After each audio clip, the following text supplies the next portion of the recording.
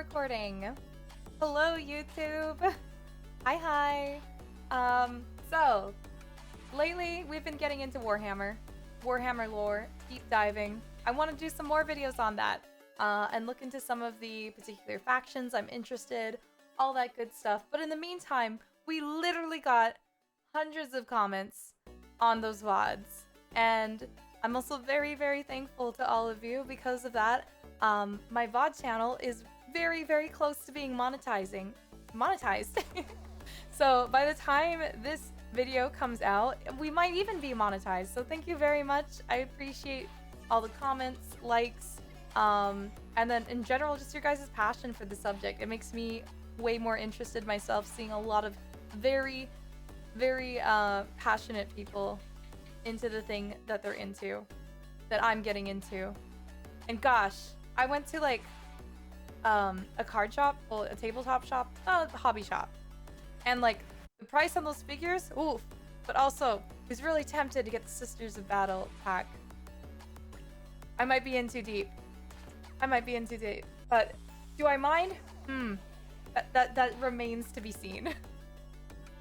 So one of the first comments we got here is Fatal Beast 22. Stating, timestamping in the VOD, they love Necron tech. They hate Necrons themselves because they are soulless. They are machines without machine spirits. The Necron are like an abomination to God for the Mechanicus, but they have really cool tech. Okay, so he's talking about specifically when I was talking about what's the relationship between the Necrons and the Ad Mechanicus or Tech Priest. So interesting on that. It's kind of like, I wish I were you, but I don't wish I were you kind of feel is what I'm getting. I in recent times, I've definitely seen some interesting fan art of the two together, or some like memes, which is kind of entertaining. The Necrons are pretty cool though. They have some really cool tech. And now that they dived into the lore of why the Necrons kind of woke up and the relation between them and the Ad Mechanicus, it's very cool. The second long post is such a bad take. What are you saying? We'll have to get through to that. So let's go to the very, very long comments by Palpat8431. Let's take a look at that. Mind you, the timestamps on here probably aren't accurate anymore, so don't mind that. We're gonna read part 1 here. There we go. Okay. Palpat says, I liked Ricky's videos at first, but then I realized from watching reactions to his videos how much damage he does.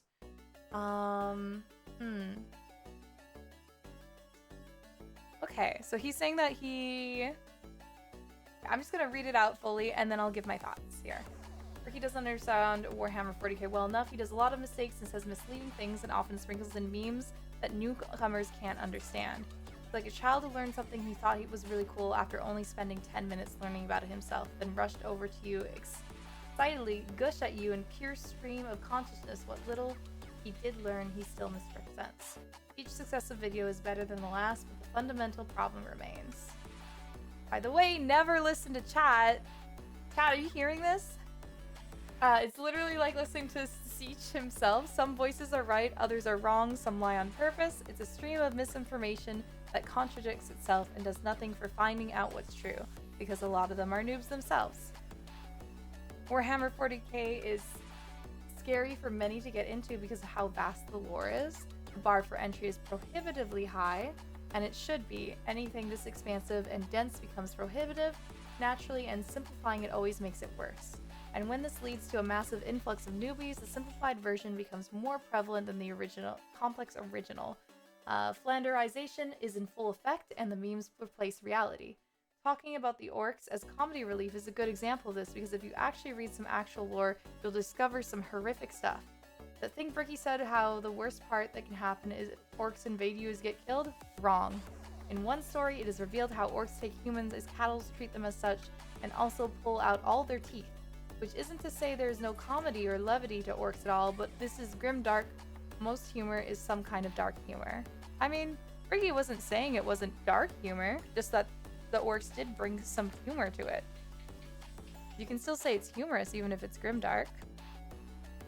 And mind you, it's fine to meme and joke if you know the truth that is the source of these memes, but people like Bricky doing Warhammer 40k a massive disservice by making the memes the front-facing part of Warhammer 40k. Let me just get to the second part, because, oh shit. There's 3 parts to this. There's 3 parts. Okay, let's finish the rest, and then I will say my little piece on this. But he says, that's why I don't count Bricky as a legitimate lore master. Want to learn the lore in technical detail? Louiston. We did watch some videos by him. Very good. Pretty good. Want to learn digestible quick bits of lore? Wolf Lord Row. Want the dramatic retelling? And Voldemort is what he recommends.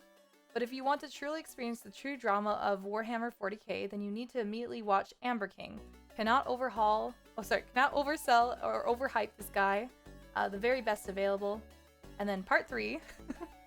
The interpretation is that everyone is a bad guy in Warhammer 40k is one of the worst takes that completely misses the point of the entire setting. Everyone is self-serving, but some are full on evil and others are just trying to survive. There's many more options in between. I mean, saying that everyone is evil is the same thing as saying no one is truly good. So I think the self-serving part that he's talking about is very correct. And also correct for a decent amount of like things based in real life as well. Does this guy have a source?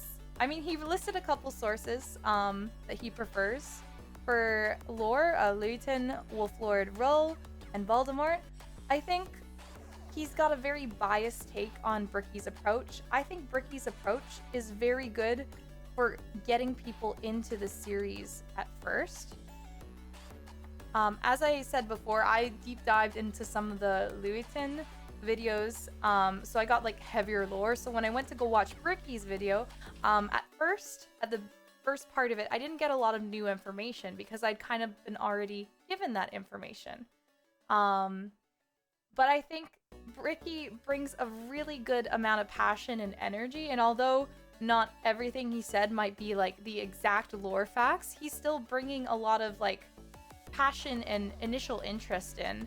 And I think he is discrediting Bricky a little bit. I can understand this guy's opinion because he has a preference for lore done a specific way, but at the same time, Bricky, there's no need to shit on Bricky either.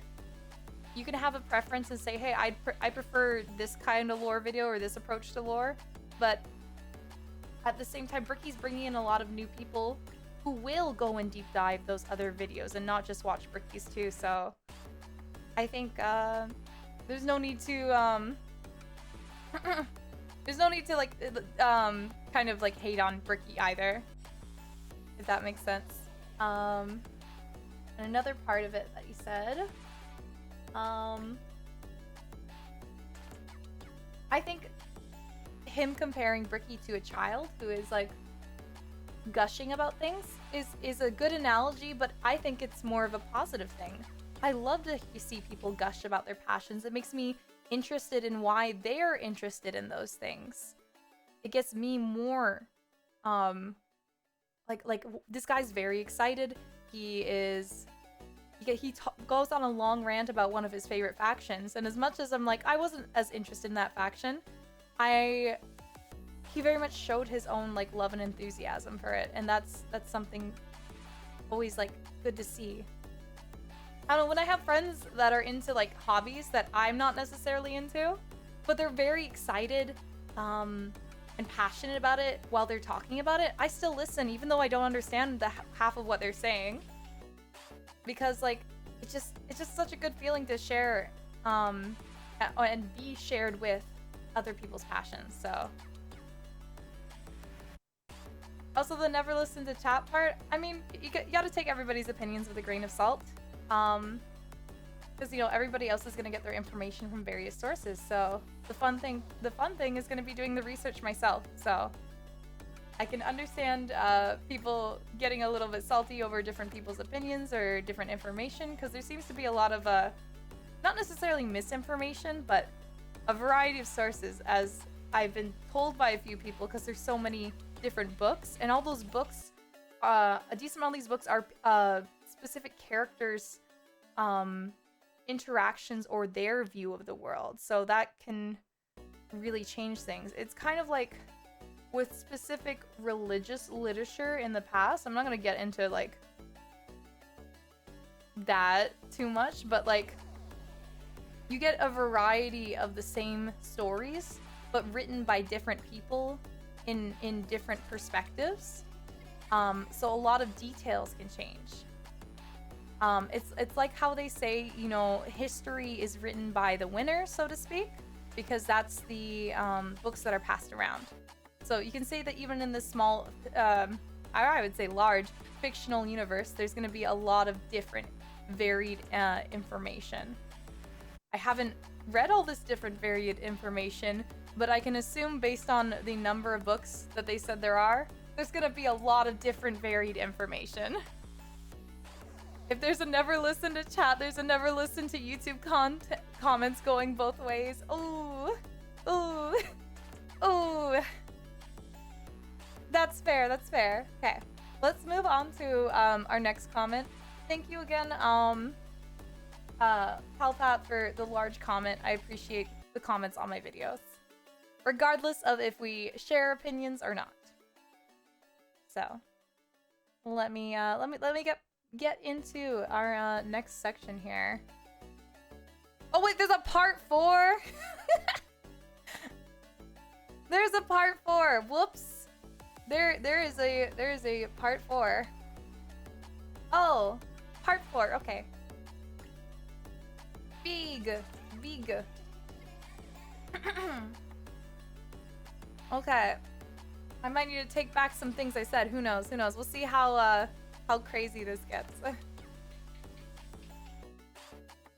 Do you think you represent the common experience? He's talking to another user here. Or are you representative of a kind of person who does get into the lore in depth because something about it connected with them in its superficial level enough to where they will commit to reading dozens of books? As opposed to people who will be satisfied with a superficial retelling, assume there's nothing more to be gained, read nothing, but then go around participating in conversations on 40k and then speak erroneously with full authority to their... Oh, okay, this is an essay, yeah. The problem I'm highlighting is that people who are camping outside the gate with a superficial understanding of the lore become an obstacle that keeps people from coming to the gate. Some will pass like you, others will get bogged down outside. The worst case scenario for that development is that the superficial, easy to access level will supplant the in-depth understanding and the memes become the default impression. You see, I don't get this take because every single video I've watched always encourages people to delve deeper, do their own research, acquire more information, read the books. No one is telling you to only watch my videos that summarize everything. No one is telling these people to quote unquote stop at the gate. And sometimes people who can't just deep dive into lore on their own and start reading the wiki or reading books need something to pull them in, like a video that, you know, kind of glosses over a lot of details but garners your initial interest. I don't think it's gatekeeping at all. I think it's pointing to the gate. They're like, hey guys, this is what Warhammer is about. The gate's over here. I'm gonna give you a little bit of a teaser on what all this information and lore goes in depth. I'm gonna give you like my perspective. And then look, the gate's over here. You can do your own research too. You can deep dive yourself too. I'm really into this and I want to share my passion of why I'm into this so that you can experience the same thing. I feel like if anything, Palpat might be gatekeeping a bit here himself in saying that these content creators are like, they are putting these videos out for free, first of all, just as I put my VODs out there for free. I don't make any money off this yet. Sure, maybe I might in the future, and sure, maybe some of these creators might eventually make money, But in reality, this is not, none of this is behind a paywall. People would not be talking about Warhammer unless they were interested in it. Believe me, I've avoided Warhammer even though I've heard about it for years, until A, I had friends like bring it up so many times, and B, I started playing I started playing Space Marine 2, and that really got me hooked in. And for some people watching a Bricky video or one of these other creators that you're talking about, that might be the thing that actually gets them super invested and into doing their own research or going into some of the other lore accounts that you praise so highly. Everybody's got to start somewhere, and sometimes it is a quote-unquote superficial understanding. I will straight up say that yes, I have a superficial understanding of Warhammer 40k lore. I'm not an expert at all. I'm still very much a beginner. But I think what you're saying in this big comment is like scaring away beginners. You're saying what we're consuming or what we're watching is essentially not enough, or doing a disservice to the 40k fandom in your opinion. And that if I didn't have like a nice head on my shoulders and enough passion, this might have been like a comment that I'm like, ugh, is everybody like this? I don't know if I want to get into this. If people are gonna think that I'm not lore diving enough, or not watching the correct things, because honestly, Bricky's videos were entertaining. And sometimes you need an entertaining video to keep you, to get you hooked into the lore, first of all, or to like, you know, keep your attention. Not everyone can read books right off the bat. Thank you for the raid. Welcome on in. We are just reading some YouTube comments on some of the lore consumption we were doing. I'm not even going to say deep dive at this point, because I know it wasn't a deep dive. We're still diving. We're still in like lukewarm water. We still haven't gotten to those cold ocean depths in terms of lore diving, and I'm very aware of that. But you have to start somewhere.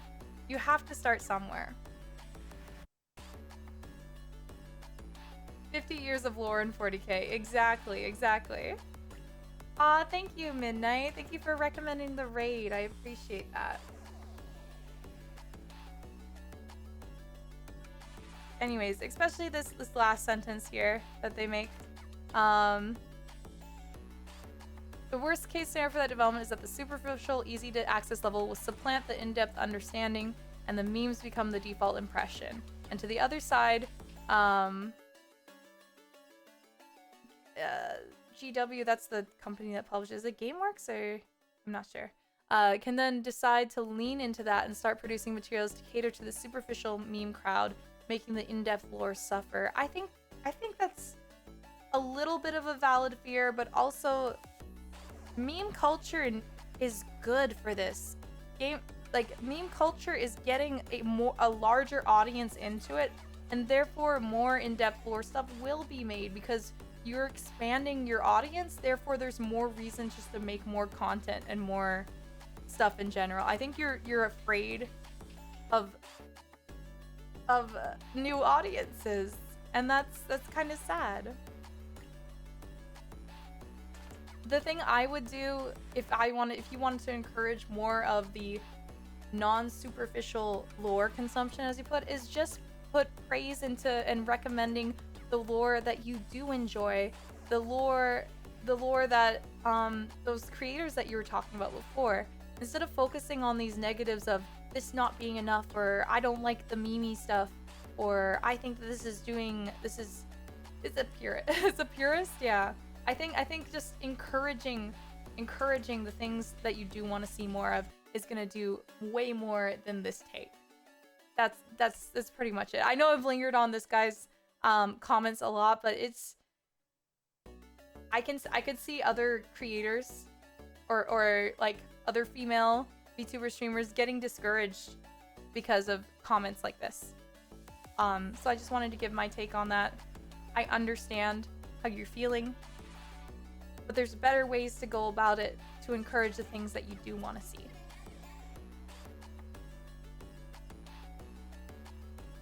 Yeah. Okay.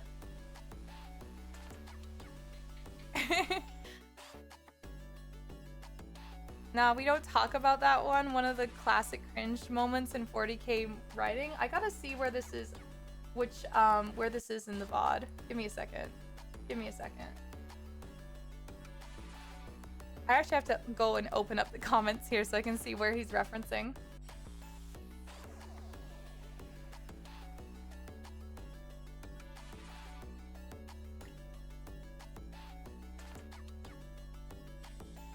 Okay, let's see.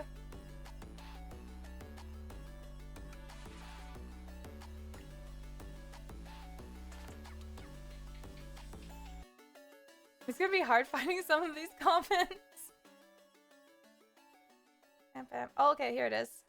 And if you're a sister of battle, it's even worse. What do they do to sisters of battle?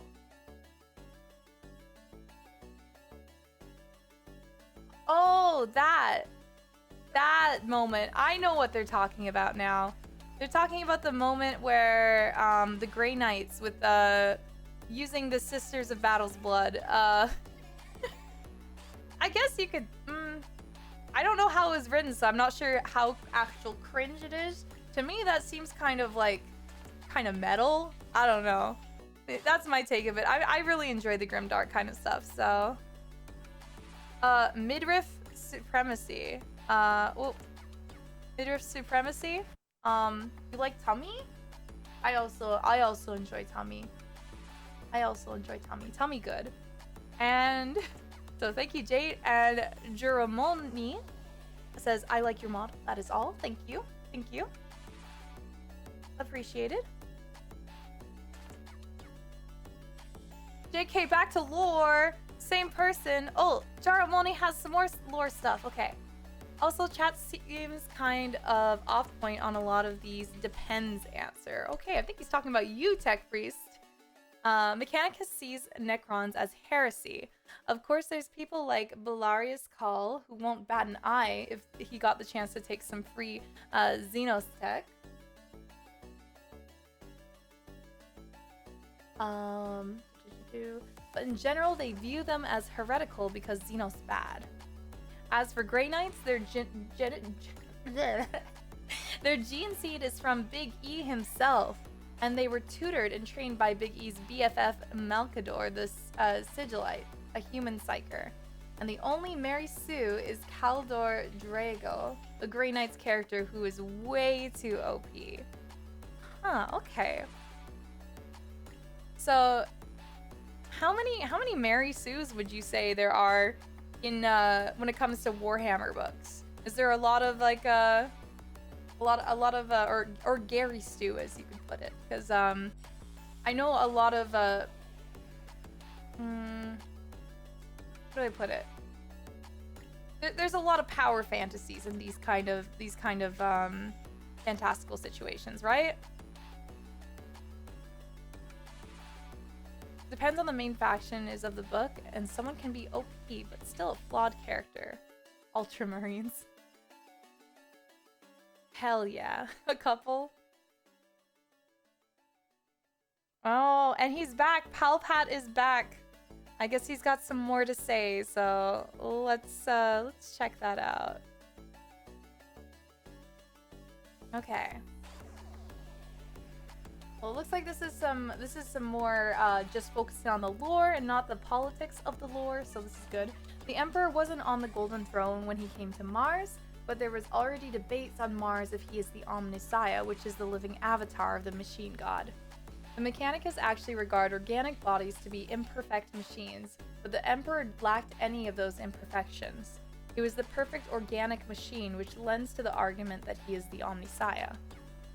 The answer, it depends, is lore accurate, but not as a vague dismissal for want of answers, but because in the lore itself there are opposing views, interpretations, and factions or sub-factions that form around those interpretations. The Adeptus Mechanicus itself has several sub-factions, those who oppose studying alien tech and those who promote it, for example.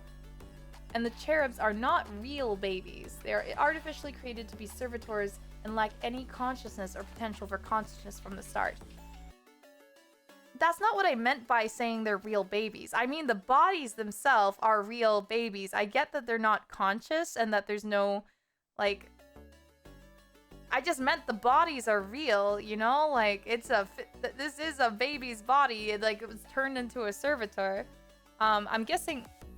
Unless he's saying specifically that the cherubs were, like, kind of like, No, they're not babies? This third paragraph proves it depends is right. He right? Okay, well, I feel like I need to look this up now. You know, I'm gonna look it up myself because I'm completely... Construct created by Magi biologists, including...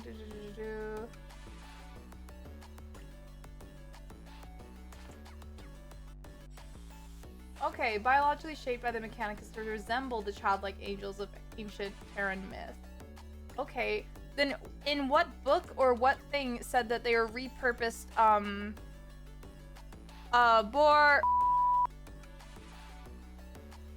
from people? Like, are they repurposed sometimes from actual unborn children, or is that like redacted?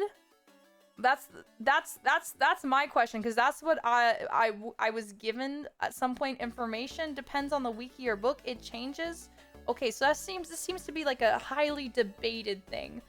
It does state that they're created by like Magi biologists or of the Adeptus Mechanicus for various Adepta of the Imperium of Man, including the Adeptus Ministorum and the Inquisition, the Adeptus Sororitas, and the Adeptus Astartes.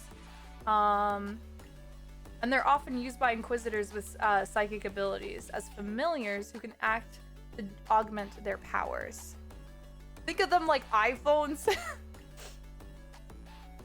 I just know that in the it seems like in Warhammer and like the usual grim dark fashion, I feel like they wouldn't want to waste anything. So for if a child were to die before being born, I feel like it's possible they may be repurposed for the Emperor, you know? So that's what I thought was sometimes the case with these cherubs. I'm not saying that there's the consciousness of a baby or that it is a baby. That was my guess based on information given to me. But it may be that they redacted that just because it's a sensitive topic, possibly. Flesh decay is no good. Okay.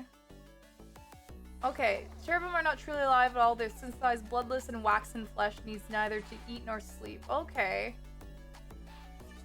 Okay, I'm just looking through, like, I am like just reading bits and pieces of the wiki here to like verify information. It's not that I don't believe comments, it's just like it's better to kind of like look at the stuff yourself a bit, right?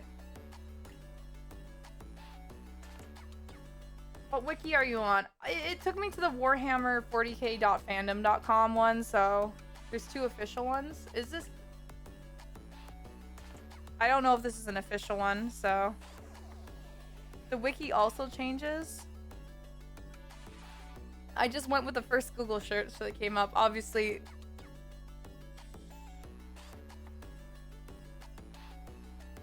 Okay, I get what you're saying. I get what you're saying. From what I'm seeing, wikis are also telling me that they are created, so I stand corrected for now. But it's also one of those, it might have depends answer, because maybe in a book or something, someone said otherwise. So we'll have to see about that. But for now, that I get that. Another dedicated fan, part 1. Let's check this out.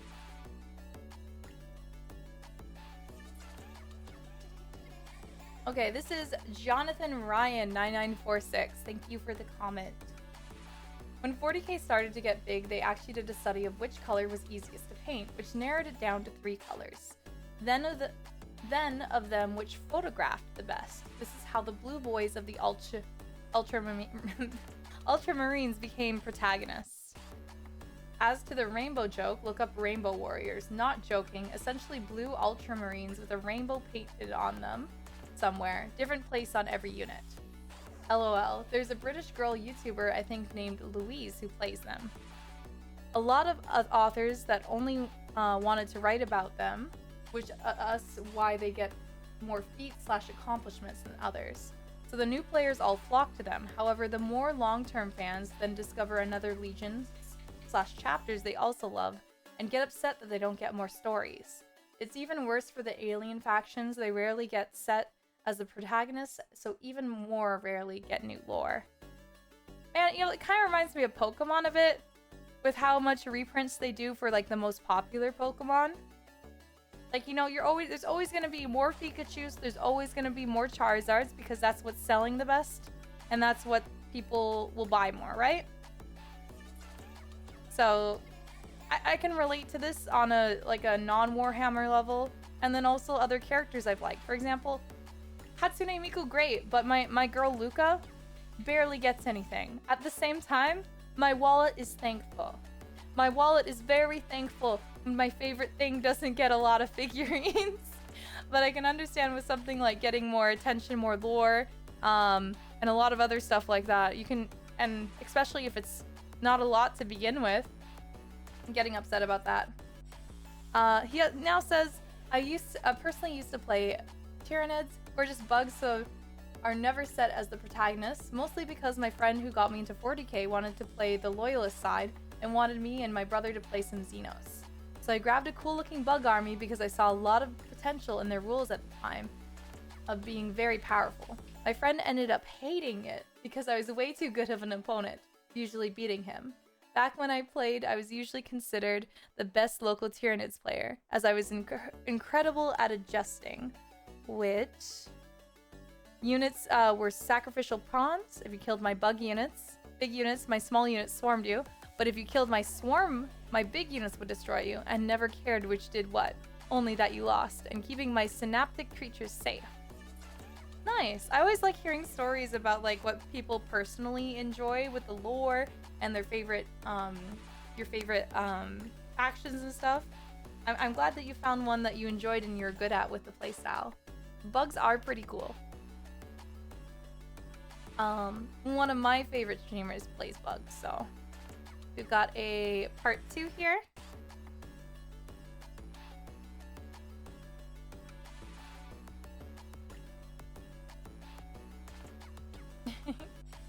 Then salamanders that actually weren't black yet in the lore when I started, lol. But I loved how nice to humans they were.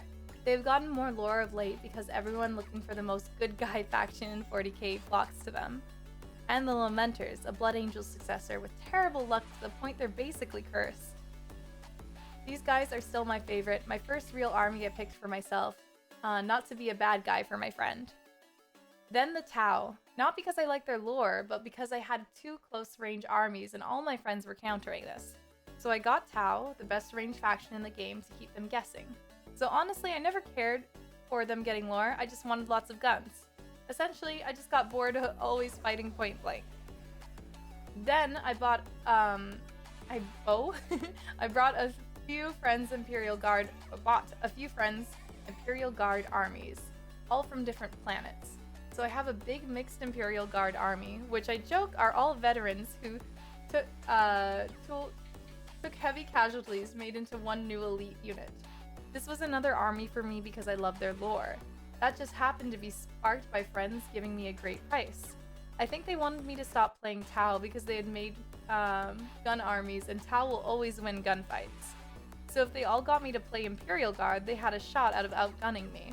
Honestly though, I didn't care. Firing artillery at the enemy was cool, even if it wasn't as game-winning as Tau guns. Man, this is a nice comment. I like hearing people's like experiences with the game. Then I There we go. I was about to start Witch Hunters effectively, Inquisition, and Sisters of Battle because they're absolutely bonkers fun in the lore, but all my friends went off to different colleges and so did I. So I only had a few models, not enough for a real army. Yes, salamanders and sisters fight very similarly on the tabletop in most cases, but I was pretty sure I had thought up a way to make them different. I was going with an army heavy into Repentia sisters and seraphims, so less flamethrowers like the salamanders and more crazy girls with swords, and girls with jetpacks and dual pistols. So a very fast-moving version of the sisters versus my slow salamanders. Basically, I think of myself as a loyalist who will play with Xenos factions to study them, but I won't play with the truly evil factions, worse than the Imperium anyways, so no Chaos or Dark Elder. Alright. That was some good stuff by Jonathan Ryan. Thank you for the comments.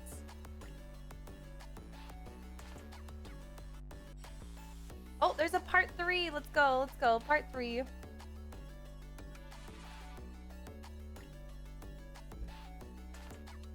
Alright, part 3.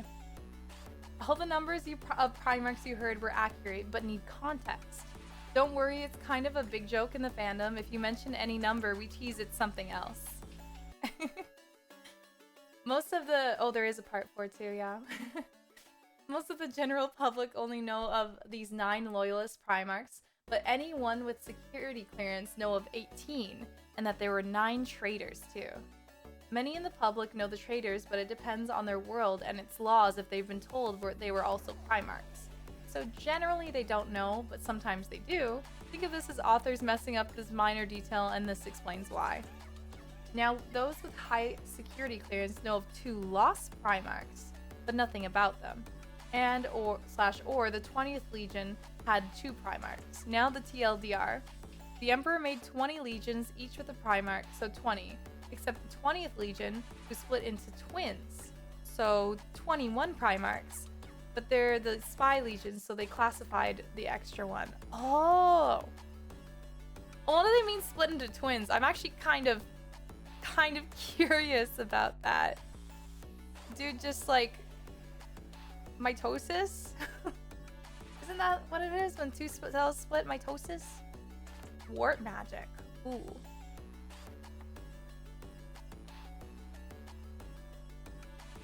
Then something not even the fans know, because in the lore they erased all records of 2 of them. Ah, thank you for the head pat, Maziel.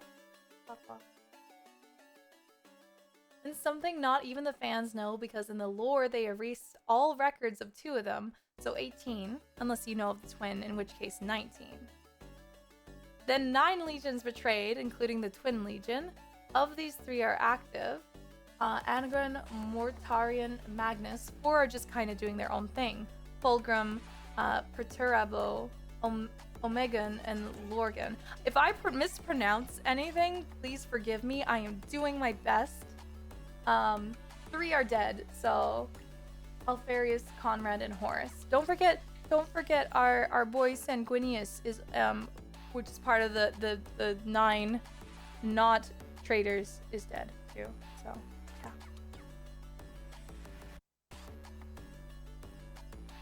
Okay, part 4. Leaving just 9 loyal Primarchs, 2 died, Sanguinius and Faris. Okay, as I was saying, basically. 6 disappeared. 6? That's a lot! Leman, Lion, Jagata, Rogal, Vulcan, and Corvus. And 1 was trapped in a status narrowly dead, Robot.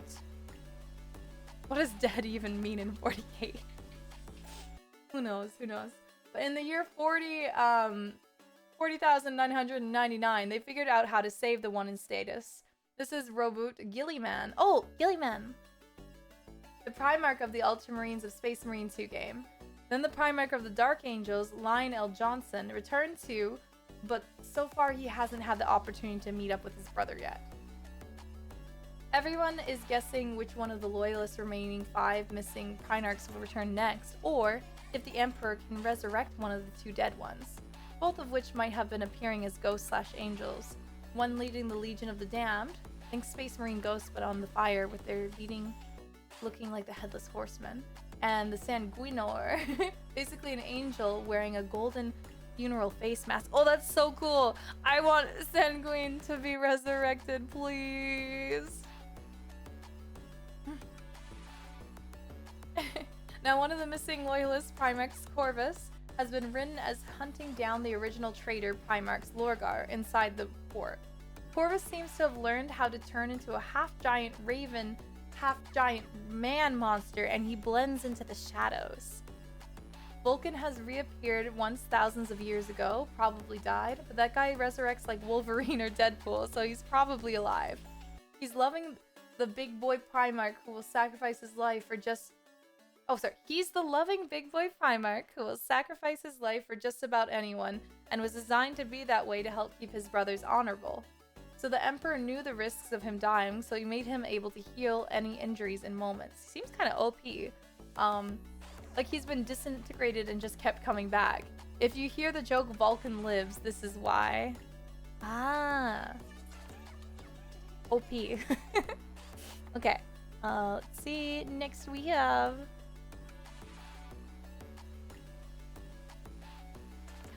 Leman Russ went into the warp apparently looking for a way to save the Emperor. The Chaos Guide claim he's suffered some bad fate, but other implications are he's still there. It was a random mutation, not intentional. Okay. According to who? Jagatai?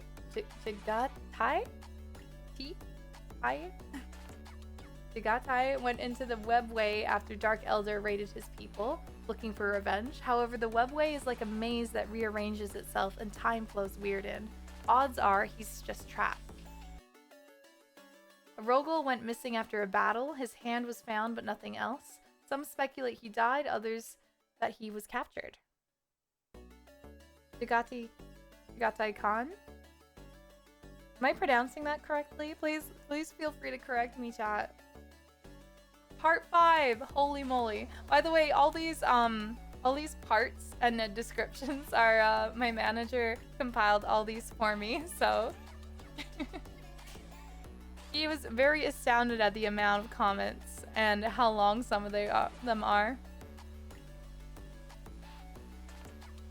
Okay, part 5 of Jonathan Ryan giving us some in-depth lore stuff. As to the missing traitors, Fulgrim is the weirdest, and he's now in 2 places, but some context. He picked up a magic sword that he didn't know had a demon in it. Yo, this sounds like Inuyasha! Think Lord of the Rings. No, it sounds like Inuyasha! Anyways, the demon eventually won and kicked his soul out of his body. That demon then turned his body into a demon snake monster, but it has his memory. This Fulgrim is on a pleasure planet inside the warp, basically having a 10,000-year vacation celebrating his victory. This sounds like some Slaneshi kind of shit there. The soul of Fulgrim eventually found its way into a clone body and can remember what the demon did, including his favorite brother Ferris, and is super depressed and remorseful. But this clone body was frozen in a time bubble and traded to a Necron that basically put him on display in his private museum where he's trapped in time reliving his guilt. Oh man. Does that mean the Necrons are like the British? They got their museum with like stuff stolen from all sorts of different worlds and peoples. They're like, yeah, this is cool. This is ours now. No? Yes? Maybe? Yes?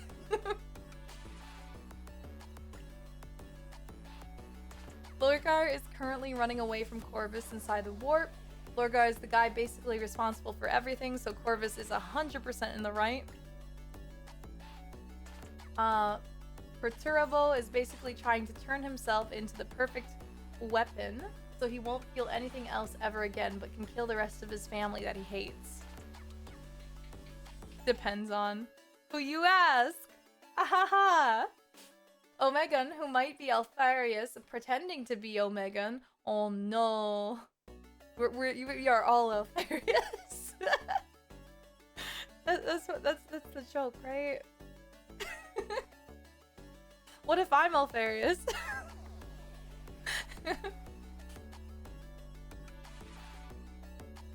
Anyways, may or may not really be a traitor, and may or may not be planning something or pretending to be someone else.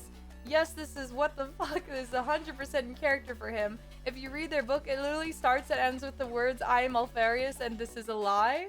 And you are left guessing if it was Alfarius or a Megan speaking. You will mess with your head if you think too deeply on it. Oh man. Anyways, let me scroll down a little bit. Anyways, the others are either dead or returned, or the unnamed two lost Primarchs, of which there's tons of theories. Originally they were just references to the lost legions of Rome, but kind of became the insert your own character here legions. Or if you want to create your own Space Marine chapter with unique lore, you can spin it off of one of these two characters. All we know is 2 was a hypothetical asshole, while the other one was the nice one. Sorry, I can't think today. I can't do Roman numerals today. So 1 bad and 1 good. But I've seen lots of create your own stories where fans ignore even this, chalking it up to the source of that statement kind of being a traitor Primarch, so their words aren't reliable. Once again, depends on who you ask. Right? Right. Okay. So, that was a bunch of comments, and that's not even all the comments. We literally have on this video 119 comments, but these were some of the bigger ones that I wanted to cover, and give some props to the community for such very well thought out, in-depth comments, which I really appreciate. I do want to make some more videos on me deep diving more into Warhammer lore, maybe even doing some like lore reading in the future myself instead of just videos. And please look forward to there will be on my main channel a video of my playthrough, or the best of my playthrough of Space Marine 2. But yeah, thank you all for supporting, watching. I'm still indecisive on which factions I align with and stuff, because I want to know more of the lore of all these factions that have piqued my interest. So I will see you guys another time. Everybody, Twitch chat, say bye YouTube, or anything else you want to say to them. Be nice though. 40k or Destiny for better lore? Ah, ooh. That depends. It's probably gonna be 40k with the amount of lore later, but you know, I did like my Destiny lore. And the armor was cool. Ligma. Anyways. Thank you, YouTube. Bye-bye.